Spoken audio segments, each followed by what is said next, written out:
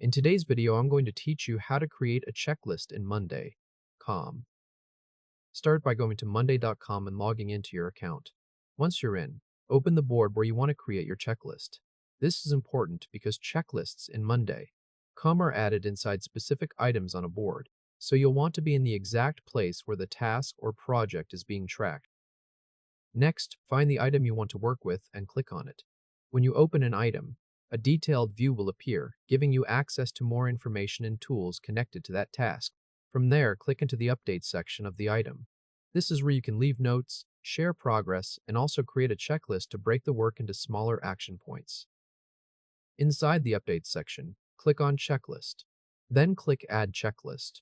At this point, Monday.com will prompt you to create a checklist name. Choose a name that clearly describes what the checklist is for.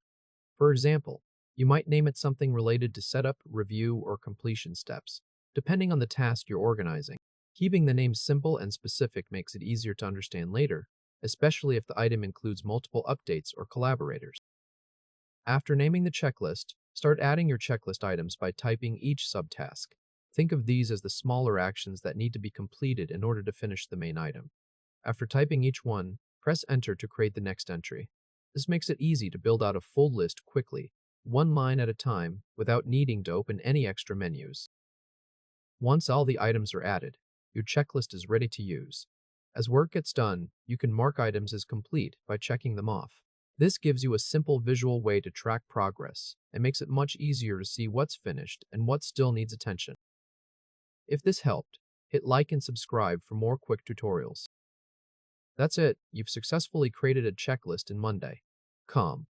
A quick tip here is to keep checklist items short and action-focused, so they're easy to scan and complete. This works especially well for repeatable processes, team handoffs, or any task that has several small parts. Using checklists and side item updates can help keep everything organized in one place, without needing to create separate tasks for every tiny step. Congratulations!